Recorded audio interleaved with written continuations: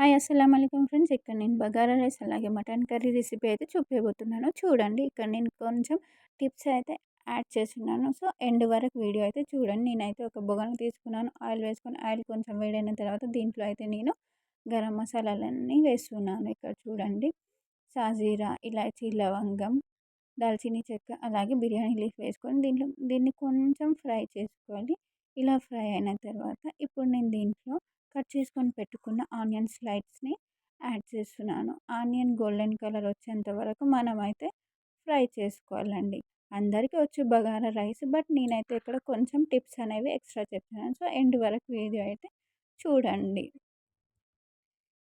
Rice అనేది చాలా టేస్టీగా అవుతుందండి. సో ఇలా గోల్డెన్ కలర్ వచ్చేంత వరకు మనమైతే ఫ్రై చేసుకోవాలి. ఇలా ఫ్రై అయిన తర్వాత ఇప్పుడు దీంట్లో నేనైతే ఇక్కడ క్యారెట్ యాడ్ చేస్తున్నాను. క్యారెట్ యాడ్ చేస్తే క్యారెట్ తింటుంటే అది స్వీట్నెస్ అయితే చాలా బాగా వస్తుందండి. మీరు యాడ్ చేసి చూడండి, చాలా బాగుంటుంది రైస్ అయితే. ఒకవేళ మీ దగ్గర జీడిపప్పు ఉంటే కూడా యాడ్ చేయండి, అది కూడా చాలా బాగుంటుంది.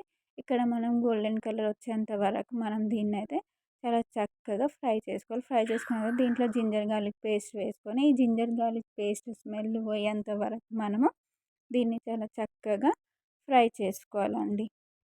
ఈ విధంగా ఫ్రై చేసుకున్న తర్వాత ఇప్పుడు దీంట్లో నేనైతే పచ్చిమిర్చి కట్ చేసుకొని పెట్టుకున్న పచ్చిమిర్చి యాడ్ చేశాను. యాడ్ చేసి దీన్ని కూడా ఫ్రై చేసుకుంటున్నాను. ఇలా ఫ్రై చేసుకోవాలి. ఒకవేళ మీకు క్యారెట్ నచ్చకపోతే స్కిప్ చేయొచ్చు, అది మీ ఇష్టం అండి. ఇక్కడ చూడండి, ఇలా అయిన తర్వాత ఇప్పుడు నేను దీంట్లో అయితే కరివేపాకు వేస్తున్నాను. కరివేపాకు వేసిన తర్వాత దీంట్లో నేను కొత్తిమీర పుదీనాను కూడా యాడ్ చేస్తున్నాను. ఇలా కొత్తిమీర పుదీనా యాడ్ చేసి దీన్ని అన్నిటిని చాలా చక్కగా ఫ్రై చేసుకోవాలి. ఒక 1-2 మినిట్స్ ఫ్రై చేసుకున్న తర్వాత ఇక్కడ నేను టిప్స్ చెప్తున్నా, ఫాలో కండి. ఇక్కడ నేనైతే కర్డ్ యాడ్ చేస్తున్నా. కర్డ్ యాడ్ చేయడం వల్ల రైస్లో టేస్ట్ అనేది చాలా బాగుంటుంది. రైస్ కూడా చాలా టేస్టీగా అవుతుందండి, చాలా బాగుంటుంది. యాడ్ చేసి మనం దీన్ని ఒక 2-3 మినిట్స్ ఫ్రై చేసుకోవాలి. ఈ విధంగా అయితే ఫ్రై చేసుకోవాలి. ఇక్కడ చూడండి, చూస్తేనే ఎంత బాగా అనిపిస్తుందో. మీకు స్మెల్ కూడా చాలా బాగా వస్తుందండి కుక్ చేసేటప్పుడు. ఇక్కడ రుచికి సరిపోయేంత సాల్ట్ అయితే వేసుకోవాలి.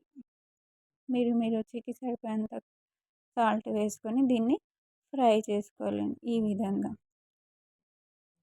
ఇప్పుడు ఇలా ఫ్రై అయిన తర్వాత ఇక్కడ నేనైతే వాటర్ అనేది యాడ్ చేస్తున్నాను. చూడండి, ఇప్పుడైతే ఇలా ఫ్రై అయిపోయింది.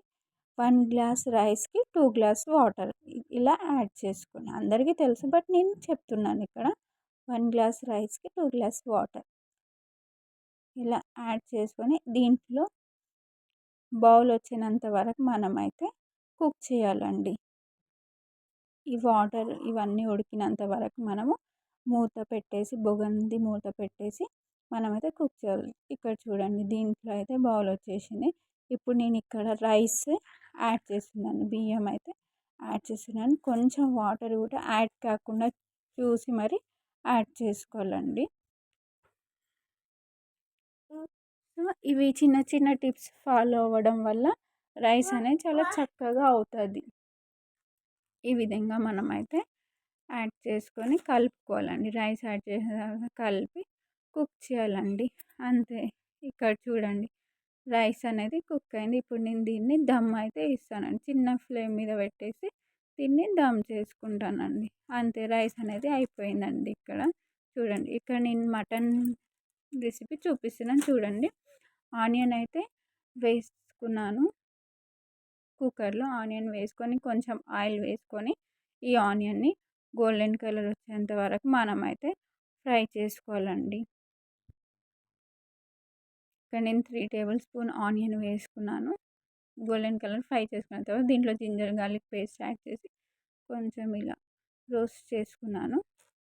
మీరు మటన్ యాడ్ చేసి తర్వాత జింజర్ గార్లిక్ పేస్ట్ అనేది యాడ్ చేయండి. ఇలా యాడ్ చేయడం వల్ల ఏమవుతుందంటే మటన్లో స్మెల్ వస్తుంది కదా, అది రాకుండా కర్రీ అయితే చాలా బాగుంటుంది. నేను ఇక్కడ కొంచెం ఫ్రై చేసుకున్నాను. ఫ్రై చేసుకున్న తర్వాత ఇప్పుడు మటన్ అనేది యాడ్ చేస్తున్నాను. సో, మీరు ఫస్ట్ ఆనియన్ ఫ్రై అయిన తర్వాత మటన్ యాడ్ చేసి, దాని తర్వాత జింజర్ గార్లిక్ పేస్ట్ వేసి కొంచెం ఫ్రై చేసుకోండి. ఆ మటన్‌లో ఉన్న పచ్చి స్మెల్ మీరు అలా కుక్ చేసేటప్పుడు జింజర్ గార్లిక్ స్మెల్‌తో పాటు మటన్‌ది వాసన వస్తది కదా! అది కూడా ఎళ్ళిపోతది. సో, కర్రీ అనేది చాలా టేస్టీగా అవుతది. ఇక్కడ చూడండి నేను ఇక్కడ స్మెల్ అంతా పోయేంత వరకు నేనైతే ఫ్రై చేసుకున్నాను. దీని తర్వాత కొంచెం పసుపు యాడ్ చేస్తున్నాను. అలాగే రుచికి సరిపోయేంత కారం అనేది యాడ్ చేస్తున్నాను. మీరు మీ రుచికి సరిపోయేంత కారం అయితే యాడ్ చేసుకోండి. కొందరు ఎక్కువ తింటారు, కొందరు తక్కువ తింటారు. సో, మీరు అందుకే నేను చెప్పడంలో మీ టేస్ట్‌ని బట్టి యాడ్ చేసుకున్న. ఇక్కడ నేను రుచికి సరిపోయేంత సాల్ట్ అయితే యాడ్ చేసి ఇదన్నిటిని మిక్స్ చేస్తున్నానండి. ఇలా మిక్స్ చేసిన తర్వాత ఒక 1, 2 మినిట్స్ కుక్ చేసి దీంట్లో వాటర్ ఒక హాఫ్ గ్లాస్ కన్నా కొంచెం ఎక్కువ వాటర్ యాడ్ చేసి దీంట్లో మూత పెట్టేసి ఒక 4-5 విజిల్స్ ఇచ్చేసాను. దాని తర్వాత 4-5 విజిల్స్ అయిన తర్వాత దీంట్లో కట్ చేసుకొని పెట్టుకున్న టమాటో అలాగే గ్రీన్ చిల్లీ యాడ్ చేసి మళ్ళీ ఒక 2 విజిల్స్ 2 విజిల్స్ అనేది ఇచ్చేసానండి. ఇలా వేసేసి మనం 2 విజిల్స్ అయితే ఇయ్యాలి. ఇక్కడ నేనైతే గరం మసాలా ప్రిపేర్ చేస్తున్నాను. అప్పటికప్పుడు దంచి వేసుకోవడం వల్ల కర్రీ అనేది చాలా టేస్టీగా వస్తది. స్మెల్ చాలా బాగా వస్తది. ఇక్కడ చూడండి టమాటాలు ఉడికాయి. సో, ఇక్కడ నేను గరం మసాలా అయితే యాడ్ చేస్తున్నాను.